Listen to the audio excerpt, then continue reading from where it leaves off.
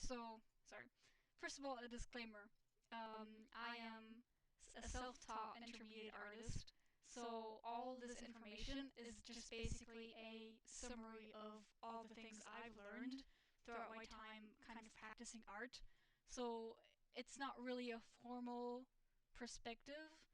If anything, it can be quite chaotic and um, yeah, I hope you will be able to follow along. I tried to do my best at structuring my thoughts and also trying to give a different perspective than the typical YouTube videos love to give. Um, yeah, so we'll start with some of the basics. Hue, saturation, value. What does that mean?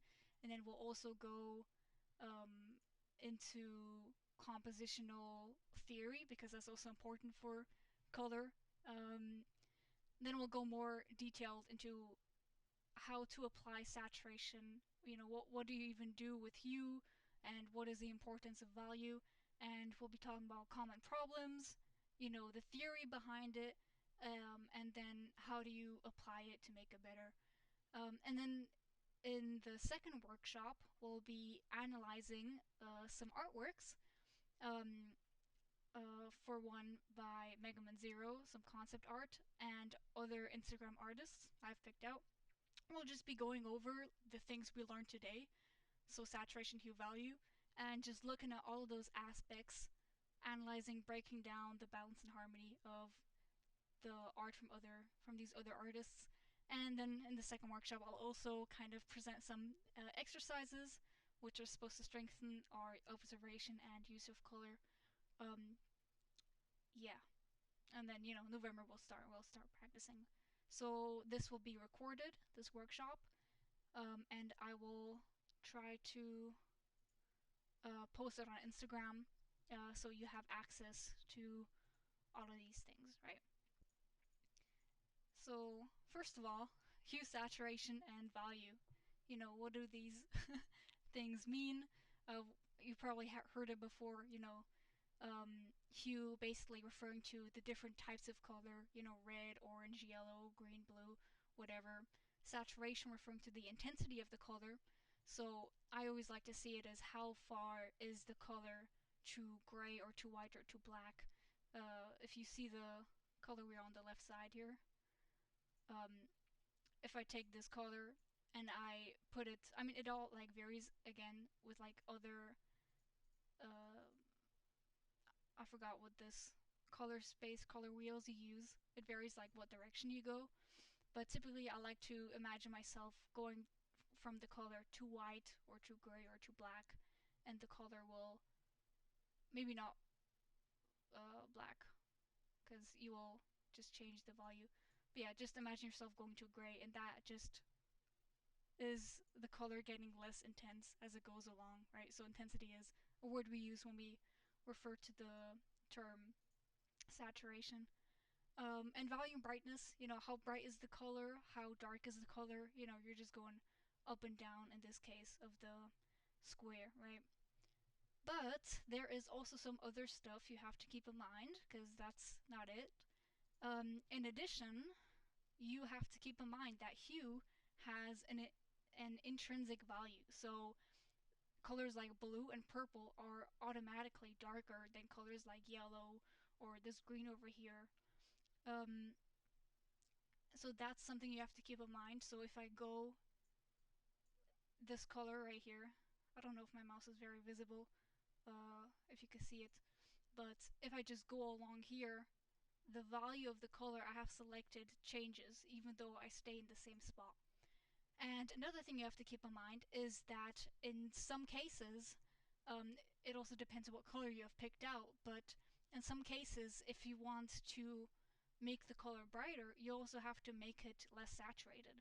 So if I want to make this orange brighter than it already is, so I could go darker, but I could also go brighter. In this case, as I make it brighter, it will get less saturated. It will get less intense. So there's like a limit on how saturated it could be and how bright it could be. So all of these things kind of also interact with each other. It's not like a separated values. They all interact with each other, right? So, and then also it's different. I know it's also different for traditional painting. Um, in digital painting, we are purposefully selecting the color. You know, we could literally go into the RGB sliders, if we could change stuff, find the color we need. While in traditional painting, you have to manually mix your colors, find your color, and you can only get a color if you understand that color. Which is why, in a lot of cases, traditional painting is a lot more powerful, or you learn a lot more compared to when you paint digitally, because you can take this purple right here, but you wouldn't even know how to mix it, what it's actually made out of. So that's why, um, we'll get to all of this later, also in the second workshop, where I will present the um, practices and everything you will do, right? But just, to keep in mind, this is kind of taken up from a digital perspective as well. Alright, so now we've learned quite a few about color and what it's made out of, but all of this information is kind of useless in a sense, because we're not working with one color, like, okay, fine, you know how saturated your orange is, you know how dark your orange is, but that's just one color, and when we're drawing, we're working with multiple colors, which is why color relationships become the more important. Because colors on your canvas, they interact with each other, and depending on the environment they're in, they appear differently. So we've probably seen some of these optical illusions before. In this case, there is a gray tone in a bright environment and a gray tone in a dark environment. And I think it also depends if you're already familiar with this optical illusion. But the gray tone in the bright environment may seem darker than the gray tone in the dark environment. It may sound confusing at first. It is also kind of confusing because it messes with your brain, because your brain is trying to understand these colors, right? And process it. Another example is right here. This image is by Archimedes lab. I didn't make this image myself. Basically, there's a gradient going on from red to green, and in the red side on the left, this color seems a little bit more greenish, while here it seems a little bit more reddish. But then when you actually take the color, it's actually yellow, right? I would have said it's something like green or something, yeah, but it's actually yellow, and it messes with our brains, right? Um, that's also where you see all those videos on Instagram where they like pick the color, and it's like they drag the color along the canvas, and it's like, oh, it's actually not blue, it's actually gray, right? Because of the environment the color's in. And this will become important later when we talk about saturation and everything, because it will become apparent that gray is actually a very powerful color, and saturation, um, when you want to try to make colors appear like colors they're not. um, yeah, and sorry, I wanted to say something else. Oh yeah, and this is why, observation, building a good eye for color is very important, to see the colors for what they truly are and not for what they appear. So this is why, like, doing studies and everything, it just helps out so much, because you actually learn colors, and are easy you can more easy tell what the color actually is. Anyway, so let's get into some composition. We will oh yeah, you can see my mouse. Okay, that's good. um let's get into some compositional rules, or more like theory. Sorry, not rules. We will have a recap of this later, so don't stress about this too much if you don't really understand it. So composition basically refers to the arrangement of elements. Elements can be all sorts of things: color, perspective, the layout, the values, just all the important choices you make when you make your artwork. And with composition, you could do things like intentionally lead the viewer's eyes, or you could even evoke motion or create a sort of mood. But one of the most important things about composition is that good composition has a balance and harmony to it. So balance basically meaning harmonious arrangement, where the arrangement of your elements, they seem stable, they have a structure, it's clear, no elements are fighting against each other, um, and usually this is kind of hard to pull off at first if you're not really familiar with composition, because we just want to put things everywhere. I want to put my character here, the lighting is going to be here, I'm going to have a tree here, and we don't really think about the bigger picture, right? And yeah, so what this means is balance equally distributed visual weight. And visual weight comes from contrast. So when you have major visual differences, um, which create a focal point. So basically, um, contrast you could also find in color, where you have, dark and bright colors, saturated and desaturated colors. But you can also have colors. You can also have contrast um, in the arrangement of your elements. So you have a bunch of negative space in this big area, and then just some positive space here. Um, yeah, and about the focal point. Focal point basically just means where you want your viewer to look, right? Where you want them to focus on. You could also do this by blurring some elements of your artwork. People always like to blur the background of things because they want you to focus in the foreground, and that's also a type of contrast. You're contrasting the areas in focus against the blurred areas, right? Um, yeah, composition theory. I know it kind of sounds weird, but we will get more practical later when we talk about value. All right, so let's get into saturation. Um, all right, so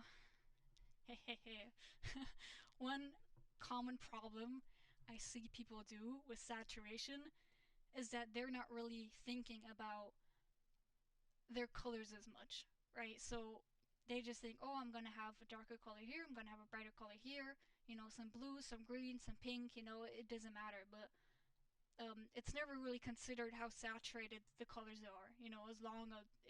As long as it like looks good, it's like fine or whatever. And what happens sometimes is that these colors, they're competing for attention. Um, yeah, we'll get to that in a second.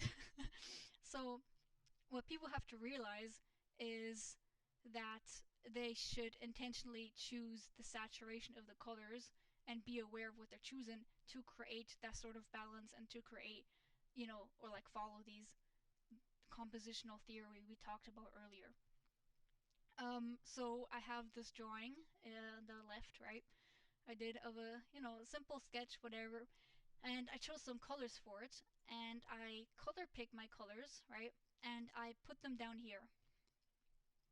And then what I did, so this program is Clip Studio Paint, and I'm not sure if you can see it because it's very small, but on the right side, at the bottom, I mean, left side of the screen overall, but like from the color wheel, you will see certain numbers for hue saturation value. So H is always hue, saturation is always S, and value is always V.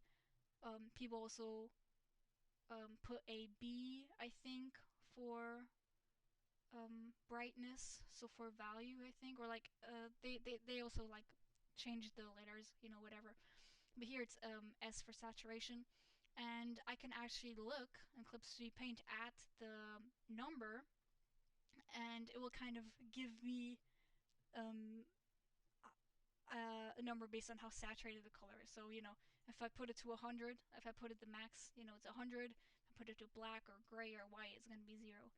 And I noted down all of the values for the saturation from these colors I picked here for this drawing. And what you can see is that it is, overall it's, kind of saturated, but they're also all in the same kind of area. So we have a lot of 60s, we have 70, 60, 60, and then we have 50, which is the lowest one, which is like, half saturated, whatever. And I was kind of like, okay, let me try to change up some of the colors. So, for one, I could have like a bigger range. So I would have more desaturated colors and more saturated colors in order to kind of fix this drawing. Um, let me just see what I could do about this, just changing something up, trying to see what fits. A lot of the times, I will also get into this later, in the next slide, so to say. Um, but a lot of the times, the colors you choose, they just don't work with each other because they have nothing in common. And a lot of the times, just desaturating the color, bringing it closer to gray, and also desaturating other colors, bringing it closer to gray, to gray. They just work with each other better because they're more similar to each other. So that's why you have, when you see like art style which has like muted desaturated colors, that's why sometimes it just works, because the colors have something in common. They also interact with each other. So it doesn't look like they're just drawing with gray. They're actually drawing with a lot of other colors. That's what it looks like. But then when you take a closer look to it, it's like, oh, this actually is very desaturated.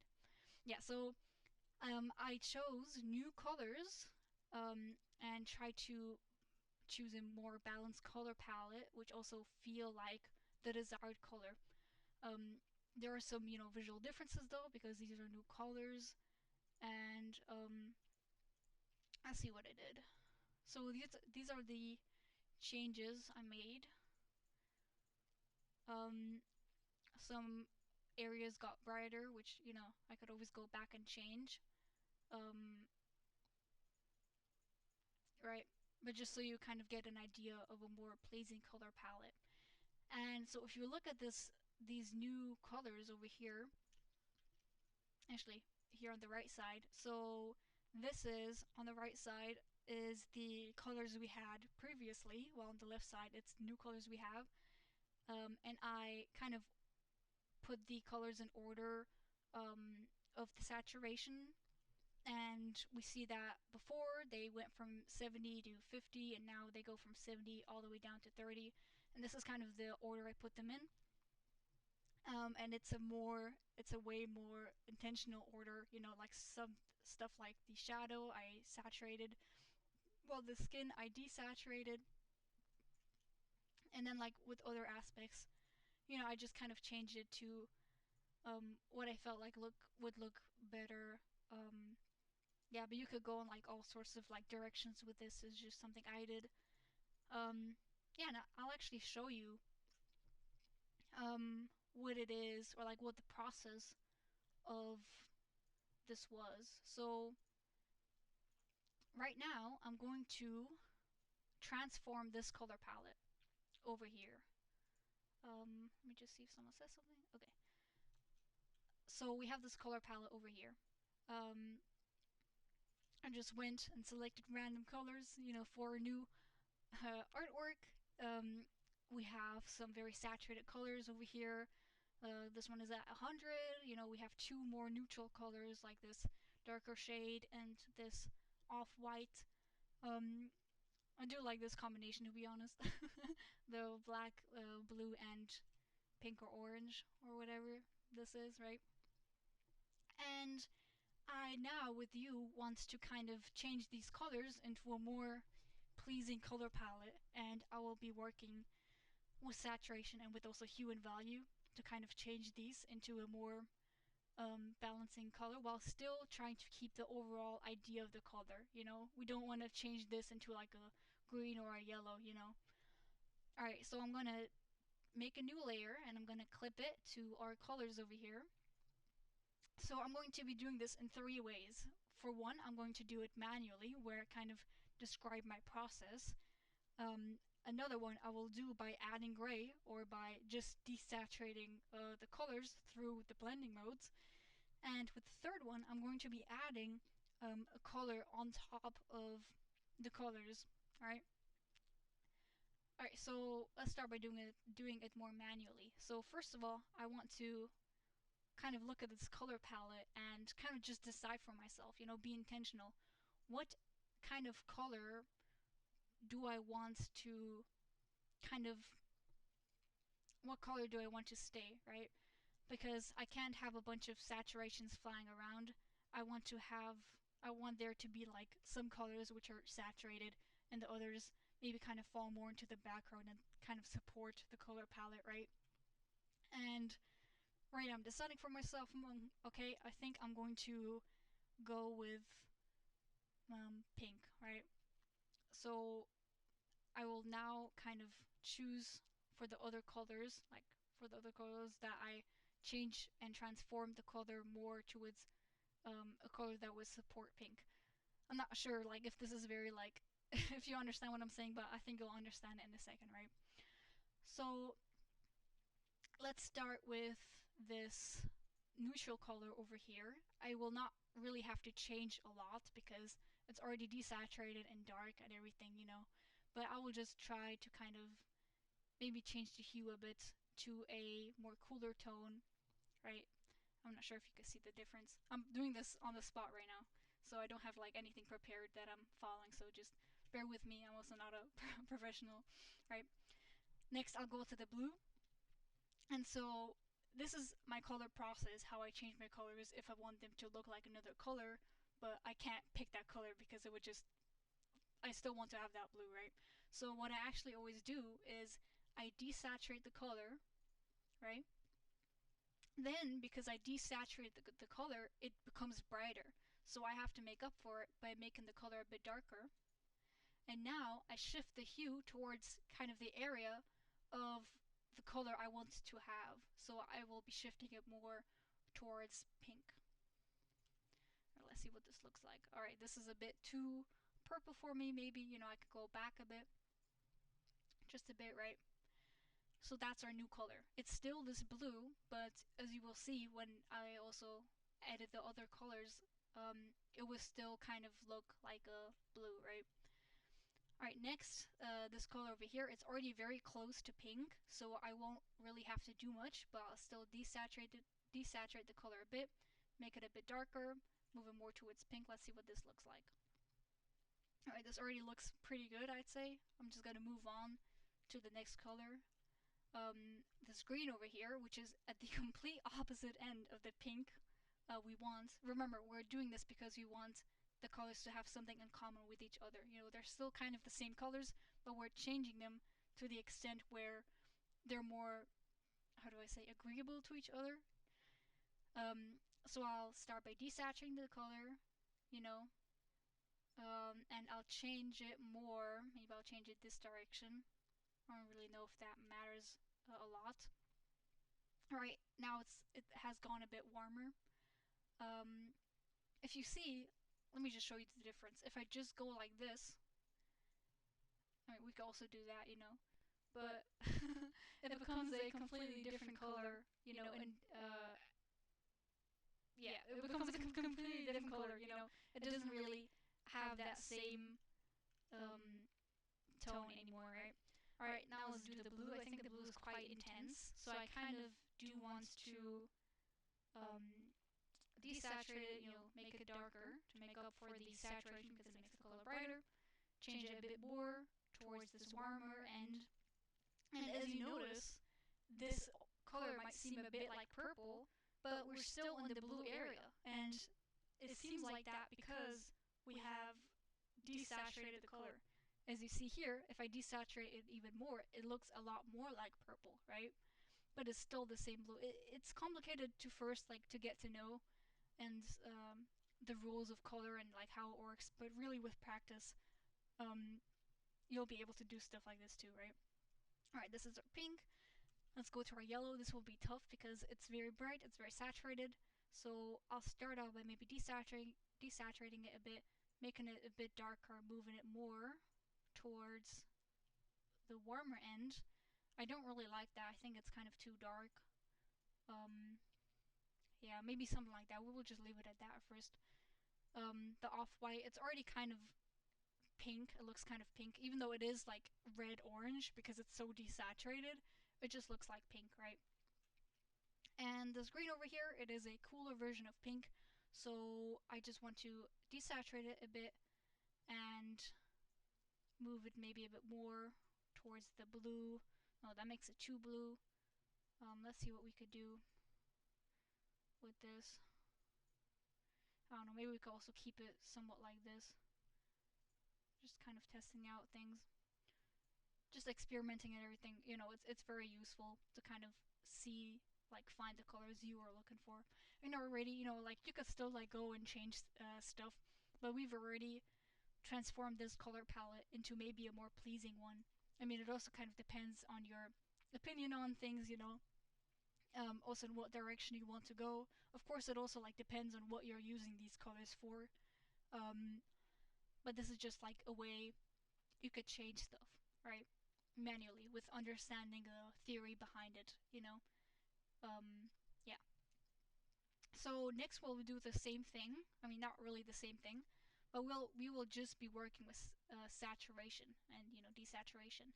So I will add another clipped layer to this, and it says adding gray here, but I'm not going to be adding gray.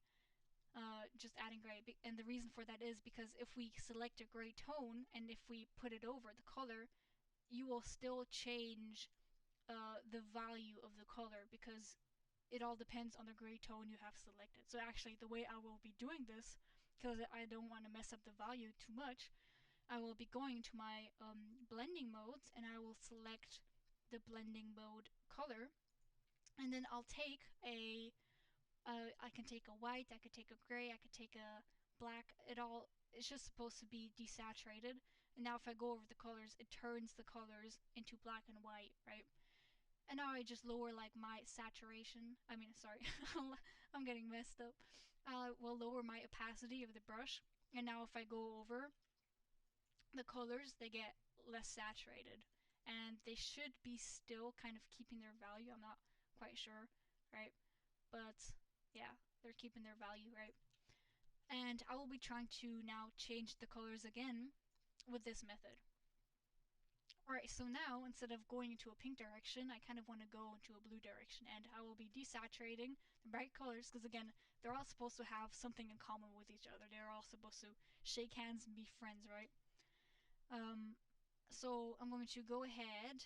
What did I say? Blue. So especially the warm colors, the warm and bright colors, I will start by desaturating a bit. My opacity is on 45 right now. This is a warmer tone of green. We also do this. I also desaturate this a bit more. I'm gonna lower my opacity, try to put it over the pink. I'm not quite sure how I feel about that. Alright. And we've already kind of changed this color palette into a more blue direction. I mean, we should have. Right, so this is kind of also a way how you could like play with colors by just editing the saturation of the colors. I know there's also the things like the hue, saturation, and value sliders where you will select a color and you will just edit the saturation value and hue. But I just did like this. I think this is very fast, and especially if you're working on a bigger canvas where you can't really select everything. I think this is quite useful as well. And now we're going to do the same thing by adding another color on top of our color palette. And this is the fastest way, but it's also the method which kind of ignores most of the theory, right? Because it kind of does everything for you and you might not end up with something you're happy with. So I'm going to take let's start out with the pink, right? I'm going to take the pink with my brush. I'm going to have a lower opacity, and I'm just gonna go over all the colors, maybe a little bit less opaque, right? I'm doing this with my mouse, by the way, right?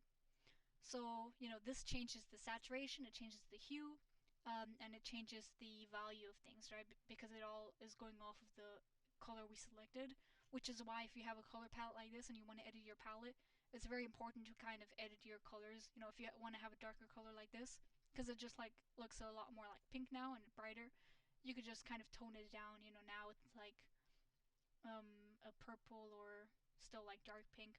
I'm not quite sure what you will call this color, right? And let's just do the same thing with yellow. Let's see what we will get. Again, don't forget to edit your colors. And let's just do the same thing with this color over here. We can also, by the way, we could also go back onto some colors we want to change more. So if we're back at the yellow, you know, you could manually just go over the colors you want more. What was this? Pink, right? Yeah, this was pink. To change them more into, you know, what you want, right? And then this one was this orange color. And as you might see, if I put this orange color over this blue over here, this is the original blue, this is the blue we ended up with, it is already doing the process which we did here when we were changing it manually. It's already doing that for us. This is the original color. It has this hue, you know, it's saturated, and then when we go to the edit the color, it's not only more desaturated, but it also ended more down here, and it also changed, oops, it also changed the hue as well, more towards this color, right? Even though this might more seem also like a purple color, it's still a blue. It just looks like that because it's more desaturated. If you would take a purple color, you know, uh, this is what it would like. This is what it would look like, and you know, depending on what you do, maybe it like throws off your composition. I think in this case it looks quite nice, but since we are working with this color right here, I don't really want to do that just now, right? And then we could always like bring back the colors which we kind of lost, and then we could just do the same thing with green, you know, why not? Take the opacity, put it over, right? Maybe a bit less, and we can still change the colors we want to change. How about this? Maybe change this, maybe this pink over here, right? And then again, we could still like go back over, kind of change back, you know, like edit the brightness and everything if we're not satisfied. Um, yeah, I really like this top one right here. Yeah, but this is how you can transform your color palettes, so to say, into a more pleasing color palette. You know, like again, this works because the colors have something in common with each other. Whether it be some are more desaturated, but also you're keeping in mind what color temperature you want out of it. You know, what colors you kind of want to prioritize, which colors are supposed to be like supporting, you know, the colors you want. So this is a very powerful way um, to kind of just practice and keep those things in mind. But this will also be on the list of the practices I will um, show y'all in the second workshop, right? And then the last thing for a little um, saturation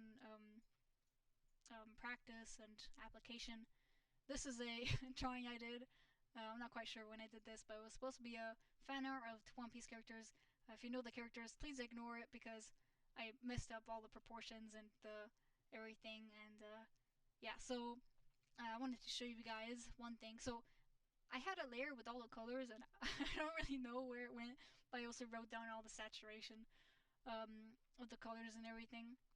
Um, yeah, but I did one thing I didn't really see anybody else do because I think it's not like um, a part of a program or something. But you know how you put like grayscale on a drawing and you just see it in black and white, and it can be very useful at like looking at your drawing and kind of looking at your values and like kind of improving your composition, which we will also do later, right?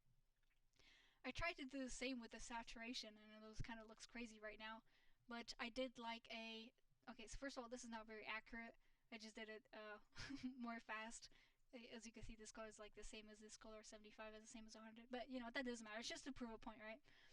And I did this to kind of show where the most saturated colors are. And again, I did this by color picking all the colors and looking at the values. You don't need to do that, by the way. I just did that to show y'all I don't work with these numbers at the bottom right here. Yeah, but I just did this to kind of show where the most saturated areas are of this drawing.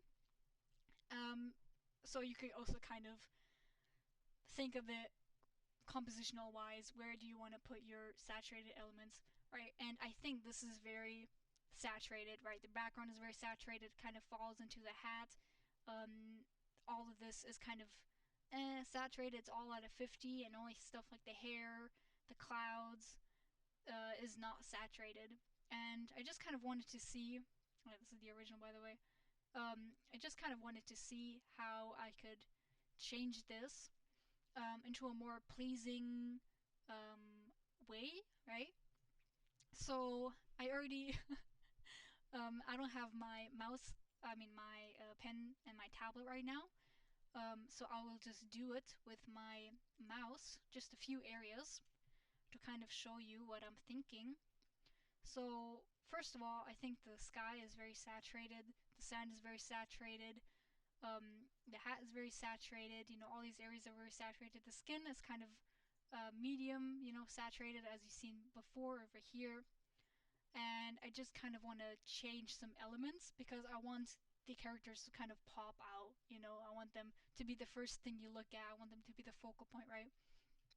So I'm actually going to just experiment and start changing the saturation of the sky, right? And I'll select the color. I will not do this in like a neat way, you know, it's just to show you an idea, right? I'll just desaturate the color, you know, maybe darken it a bit to make up for the lost saturation. Um, doot, doot, doot, right? Well, it's kind of tougher to do with the mouse than I anticipated, I'll be honest. Right. Doot, doot, doot. Put it over. I'm not quite sure if it's like darker. Yeah, this is a lot darker now. Let's see what we could do about this. We have to select this color. Alright. Just kind of desaturating the color, choosing new colors which still feel like the original color, but are just desaturated, right? And I'll also edit the sand. Again, you could do whatever you want with this, depending on what things you want to pop out, but I just kind of want to focus on the characters right now.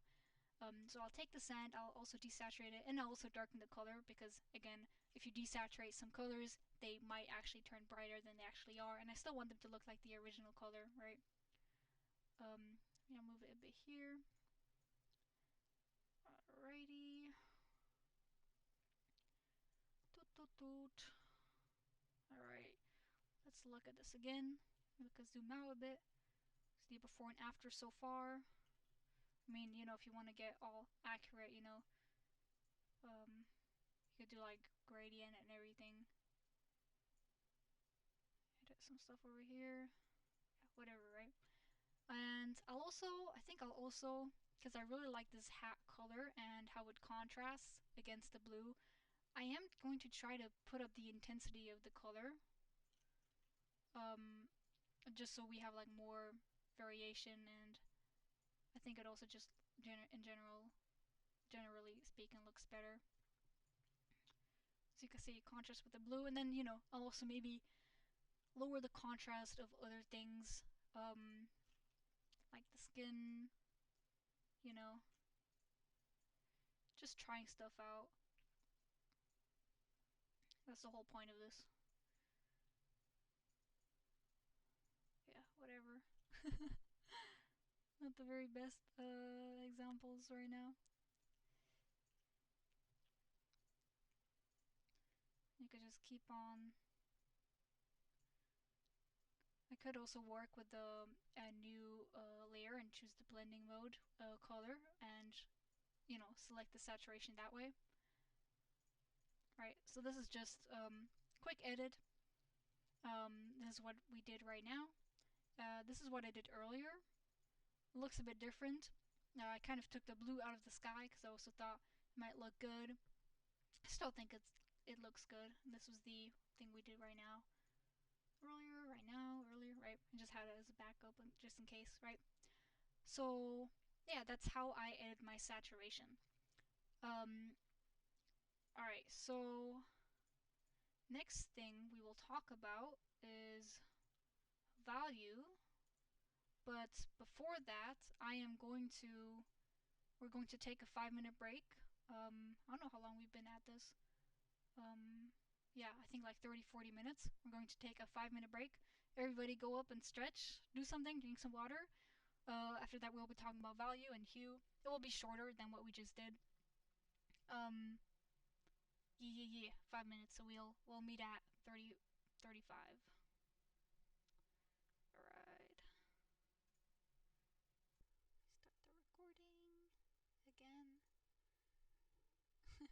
also to save, just in case the recording stops or something. You never know. Um, all right. So yeah, next we'll talk about value, but first, just a recap of the compositional theory we talked about earlier, right? So again, composition means the arrangement of the elements, like color perspective, or when you have a layout, or basically all the big decisions.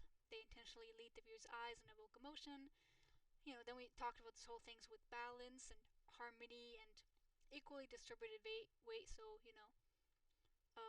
it's supposed to give stability, structure, clarity. No elements are supposed to be fighting for attention, like we had earlier with the saturation. And this whole thing about contrast. Contrast creates focal points. Contrast meaning major visual differences. So if we have desaturated colors, they're contrasting with saturated colors. Bright colors contrast with dark colors. We also will later have the complementary colors, which have contrast. So like stuff like and uh, purple and yellow, or blue and orange, right? Um, so yeah, all right. So now I will show you a picture, right? Because we talk about composition and how it intentionally leads the viewer's eyes. And I will show you a picture in just a second of something I drew, of course, to kind of just show you mistakes and everything. I will show you a picture, and please keep in mind of where your eyes are looking at first, right? So it's best if you close your eyes. So just everybody close your eyes. If you hear this, don't have your eyes open. Close your eyes. Trust me, and look at my screen, my screen, right? I'll show you the picture, and then I'll ask you to open your eyes. So, all right, you could open your eyes right now. All right, this is what I drew some time ago, and if you're me, or if you have eyes, um, your eyes should have wandered down immediately, and that's because of the skirt and its color. So first of all, this is in grayscale. This is what the actual drawing and its colors look like. Very nice colors. Whatever, right? Um, but because of just the darkness of the skirt, this is literally, bro, this is straight up black. They say never like take black or like dark. I mean, it technically is not black because like it's like this other color. But it's just so extremely dark and it has so much contrast, and that's why your eyes just go straight up down, right? Whereas I actually wanted it to more land on the face, because I want you to look at the face, look at her expression. Um, so it just doesn't make sense why you should immediately look at the skirt, right? And I then, I mean, yeah, that's the issue, right? Dark, and there's no like real contrast in the face compared to this down here. So I edited the picture. I drew over the picture, and I darkened some areas and I brightened up some other areas. I added more contrast to the face by darkening and brightening up the face. I also brightened up this tree in the background, for one, because of a more atmospheric effect, right? And I brightened up the color of the skirt. This is all in grayscale, right? So, like, I do not have the actual, like, colors, but what you would do from this point is you would take the grayscale and you would change the colors to this value. I mean, basically the same thing we did earlier with the whole color palette and intentionally kind of changing the colors to be a different color but still look like your desired color, right? So you would not only have to work with value but also saturation and hue to make it look like it. Um, but yeah, you would just go off of this grayscale. Um, yeah, this is what the edited version looks like. Just to give y'all an image of the impact of value and clarity, right? This might seem a bit messy, mainly because of the skirt. Like, this is the funny thing is, I didn't even do this to put. I didn't intentionally draw this as an example. I actually drew it like this, because I was just like, watching a YouTube video and just drawing, right? And that's what ended up happening. And although, like, I really like the colors, You know, because I can still, the thing is, I can still have a dark skirt if I want it like that, you know? I would just have to make it in a way where it does not take as much attention as it does right now, you know? And I could also, of course, I could also work with different types of contrasts where, you know, she has red hair, so I kind of pronounce her red hair and work with dark and, I mean, sorry, if I work with warm and cool contrast, which we'll get to later when we talk about hue and everything, that's also a way we could do this. But right now, I just kind of work with value to kind of give you, um, you know, kind of show you how impactful it is, right? Because, I mean, YouTubers love to talk about value, you know, fixing your values and all this stuff, and, you know, composition. That's why I also had the whole area, the whole thing about composition, because that's all value really is, making things clear, um, fixing things, and just being simplistic about it. You know, you really don't have to. You really don't have to. How do I say? What I mean by simplistic is that you want there to be clarity. You know, and what better way to be clear when you're simplistic about your values? You know. That's also why they have all these exercises talking about, oh yeah, just pick like three values or three or four values, you know, different types of grays, and just do your artwork like that, you know. Yeah, so that's about value and composition. But I want to show you all a second thing about value, which is also important, or not really as important, but still like good to know. So I have these three artworks from other artists. One from a name I don't know how to pronounce, right? These are all on Instagram. Another one from the Coal Cinder, and one from Blue Review. Um, and I want to show you a sort of tip, right? Um, yeah, tip, whatever. It's like more like an art style or whatever you want to call it. So I put these images in grayscale, and I will turn them into the normal color versions, and I just want you to take a look. So first of all these artworks are completely gorgeous, right? There's no denying that. But there's actually something very interesting um, going on in these artworks. Um,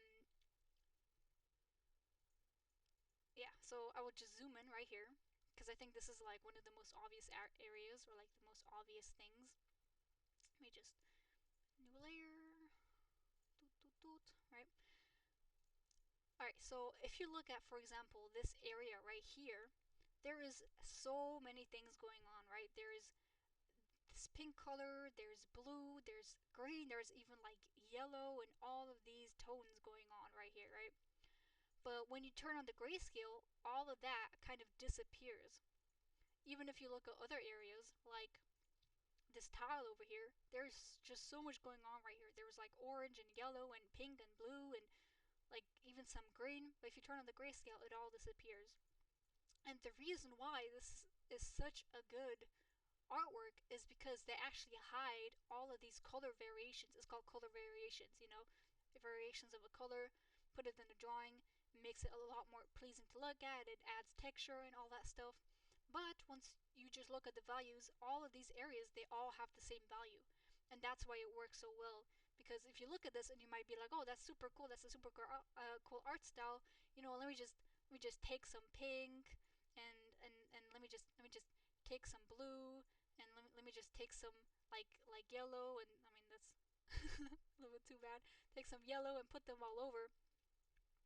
They all have different values, but actually what these artists do is they choose the colors with the same value, right? So it's not distracting. It all works together. You know, again, they're all best of friends. You know, it's not distracting at all. Same thing here. Look at their hair. There's pink. There's orange. There's yellow. There's green. There's blue. There's purple. There's all these colors in the hair. And once you turn on the grayscale, it all just disappears. You know, the skin, everything. You know, the clothes, and you really need a good observational eye to do this and to kind of find your colors. But there's also another way where you could have an effect like this without being so good at observation yet, which I'll tell you on in a second. But this other more realistic approach. You know, you have all these colors, but once you turn on the grayscale, it all just goes away. And it just works so well because, you know, again, the artist is not like, oh, I'm gonna add some green and random green and oh, I'm gonna add some blue, some blue tones, yay, color, so fun. And then you turn on the thing, and it looks good. uh, blue, green, you know, and you turn on the thing and it's like, oh, you know, you could still, it's like all different values, you know, it actually doesn't really work together than the original, right? If you look at the legs, purple, yellow, right? Um, so that's a very common art style I see on Instagram nowadays. You know, secret sauce to a cool art style. There's color variation inside the same value, you know, with different hues. Takes observational skill and practice. And obviously, like when you pick your colors, you also should think about, I mean, not only the value, you know, because you have to focus on the value if you want to do something like this, but you also have to focus on the saturation and the hue pick. You still can't just pick random colors, even if you only focus on the value, right? Because the colors, they all have to be friends with each other, you know. So that's why you want to look back to the things we said earlier. And then, you know, hidden tip, grayscale. Um, there's a thing in digital art where you do you draw your artwork, but you only use grays. You use black, white, gray, and you finish your artwork. Maybe not really finished. Maybe like it's like a first like sketch or whatever, but you still kind of rendered it maybe a bit, and like you put the light in there, you put the shadows in there, and then you actually add onto that with blending modes and with other stuff, gradient maps. You actually add the colors onto your drawing in a way that the colors, they still have the same value you had picked out initially. And this is how you could also make color variations and everything. And the reason why this process is so popular is because you're literally separating the color choosing process into multiple steps. And with this, it's just easier to be intentional. But then again, you know, like as we also had earlier when we were transforming those color palettes and when we're just adding the color on top of it, you don't really know a lot of the things you're doing. You just know, okay, I'm adding this pink on top of these other colors, you know, I'm just gonna trust it. But you don't actually know this shift of saturation, this shift of hue, this shift of value that is going on behind the scenes. So you could do this, you could start out in grayscale, you know. It's amazing. I haven't really done it because I think it's kind of confusing and I kind of mess up all the different like steps. Um, so I don't do that. But just so you know, right? So that was value, right? Um, amazing artists. You know, again, the names are right here. If you want me to post any of these like slides, I could also do that later on. So you have them for reference. And the last thing we'll talk about very shortly, though, is hue. Got one slide for hue and color schemes, right? So we've all seen these color schemes before. You know, I feel like this is like the first thing they teach you in fucking art class about color and all that stuff. Um, and yeah, so for one, you have warm colors, you have cool colors. Warm colors being stuff like red, orange, you know, yellow, all that stuff.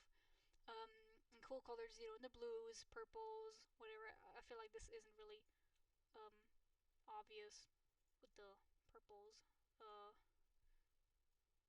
Yeah, just edit it right here, right? I mean, you get what I mean, right? You can maybe go a bit further, but then, you know, when you get to pink and when you get to green, I think people argue that it's like a neutral color because it's in between those colors, you know. Of course, there could still be warmer greens and cooler greens and warmer pinks and cooler pinks, you know. So then they would count to warm and cool colors, but generally speaking, I think they're like talked about as a neutral color. And then we have these color schemes. You've probably seen a lot everywhere in your favorite YouTube videos.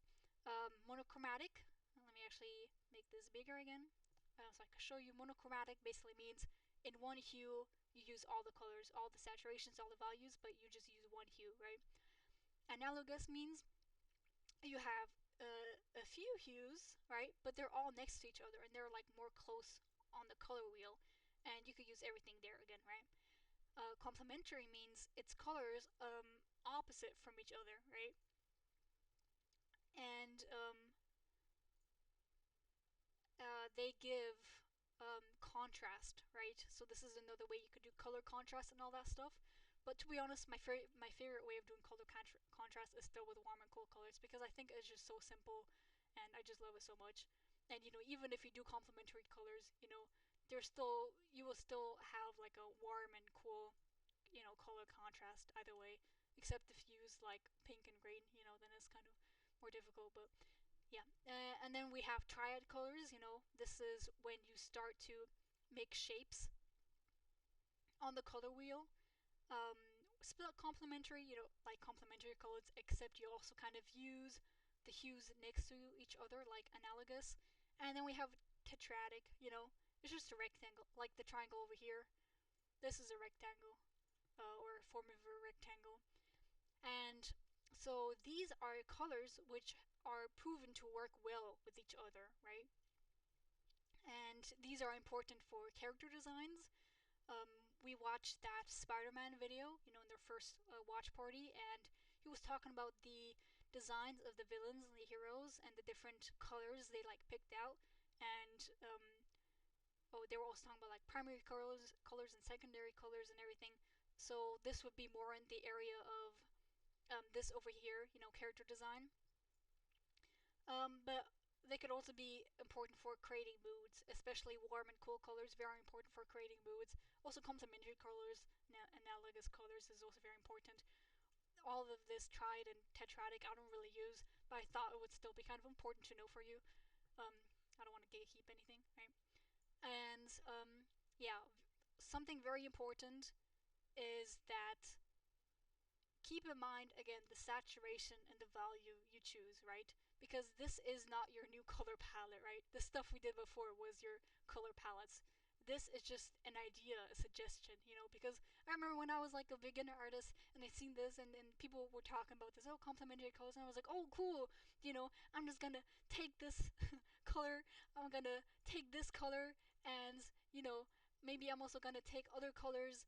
What if I'm gonna also take some analogous colors, And it's like this works great for like graphic design and stuff like that, but like for illustrations, thinking in a mindset like that where it's like this is your new color palette, it will get in your way because again, you're not keeping in mind the saturation, the value. Like I think this is also why this graph is good because they show you that you can also work with desaturated colors. You could have a color palette like this. Oh, sorry. Oh, oh, oh, oh, oh. You know what I mean? Work with hue, work with saturation, work with color, but you should work with all of those elements. Um, yeah, these are pre-existing color harmonies, not your new color palette, right? And more on that and more on hue and a more thorough analysis with warm colors and cool colors. And to be honest, with everything we've talked about in this workshop, everything will be expanded in the second workshop where I will analyze those artists and yeah, break them down and also give some more practices on how you can improve your colors and just kind of a guideline for what we will be doing in November. Um, let's see what else I wanted to say. Um, yeah, again, this is also like another reason why traditional painting is a very good way to practice colors, and that's because you're not just looking for your colors like this. Oh, I want to have this turquoise. I want to have this purple. Let me just pick these colors. Um, I will it's more like when you do traditional painting, you have to mix your colors yourself. You actually have to think about the colors you want to mix because you can't waste a lot of paint, because that's what I did back in art class when I was in school. Just mixing all these random colors and just praying that I get to the color I want. But it's like you have to understand the color, and that's why if you do traditional painting, you will be a lot better with colors, because even though you don't really might refer to hue saturation value a lot, and like think of it like a digital artist, you will still keep in mind all those elements, and you will be advancing at a faster rate. But again, you don't have to do traditional painting. Just keep in mind these things. Um, you're not basically a phrase I came up with while doing this workshop is you're not choosing colors, you're choosing hue saturation value. You're not like, oh, I want to pick this green, I want to pick this yellow. You're supposed to think how it affects all the other colors in your artwork, because colors interact with one another. Um, what's the saturation I want to put? What will just be the best for the colors, for the artwork, right? Yeah. So that was the workshop, basically. The first workshop. Again, I will. There's going to be a second workshop around the corner, maybe in 2 weeks or something. I mean, 2 weeks maximum. About just analyzing balance and harmony, because this was all like a lot of theory, a lot of things to keep in mind if you work on your colors. Yeah, I will also upload this workshop, hopefully, and record the second workshop. So, for all the people who came and who left, you will still have access to this, right? All right, let's see what Coco said. So, artists plan this out in advance on a painting. I need to think about this more so I could use it. Maybe I do it unintentionally right now. Talking about color variation. So it's like um, color. Um, you don't have to plan out everything in advance. It's like with color variation, it can be a very like spontaneous thing. Especially in painting, or like you just change your whole um, plan with the painting, right? Um, but it's like I think the key thing is just to be intentional. The whole thing with the color palettes, I just kind of did to kind of show you, especially if you're like going back on an older painting or like artwork and just kind of fixing it up, or you know, um, there will be some. So like people also do color thumbnails where they will be doing smaller versions of their, I mean, it's thumbnails, right? And where they will be putting in their color to kind of gain a overall kind of view on what their colors would look like, what their lighting would look like. And then, of course, you can still like expand it and change it later on. Um, and they usually do like multiple thumbnails. I mean, all of this we will also do in October because it's, I mean, in November because it's part of the list I have. Um, yeah, but you can do like multiple variations, right? I mean, I'll show you how it's done. Um, yeah, yeah, it's very very cool. Color is a cool thing, Just continue to. I mean, I guess the best tip I could give: continue to be excited about color. Appreciate color, and you will be fine because as long as that element is there, your interest, you'll be fine. It is very complicated, but I think it also has like a certain like beauty about it, and it's just amazing. And um, yeah, yeah, that's it. Any more questions? Any more things I could answer? Just put them in the chat. I'll wait for a moment before I stop the recording.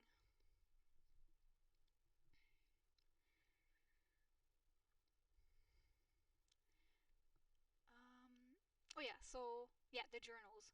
So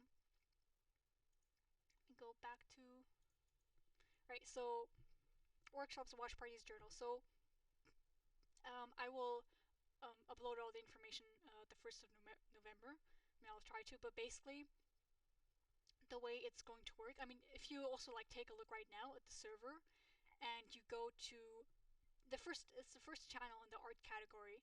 If you click on the Color Season 2 channel, it's a forum, right? I'm not sure if you're familiar with this on Discord.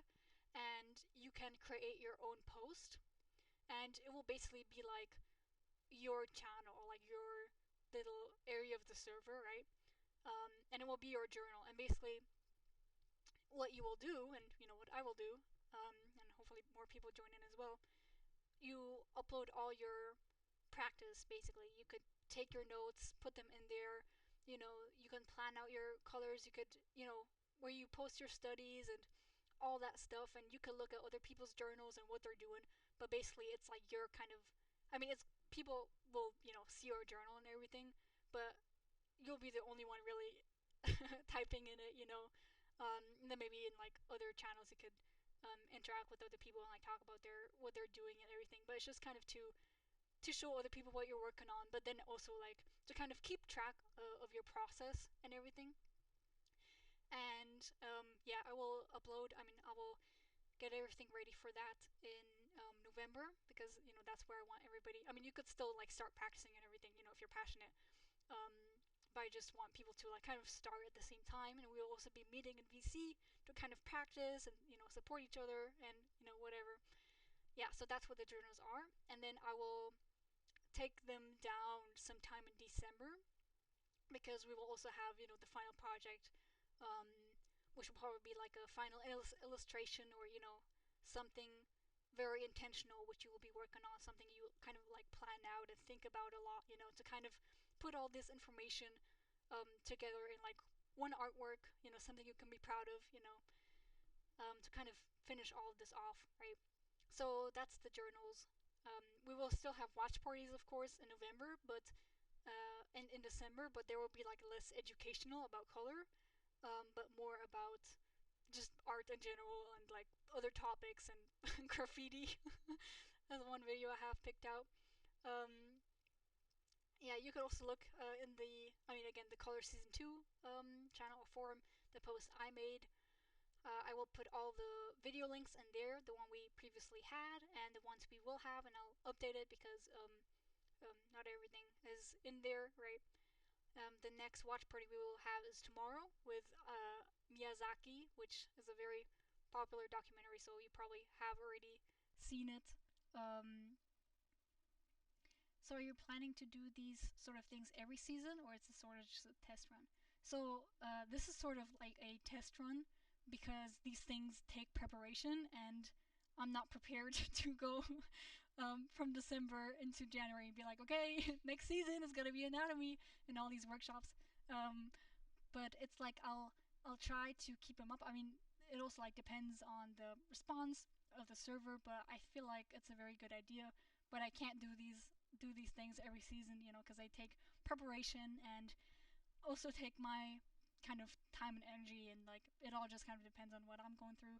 Um, I know it's a very fun thing, and I know people like it, and I could, I have a vision, you know. So, but yeah, we'll see how it goes and how this one will go. Yeah, yeah. All right, goodbye, Coco.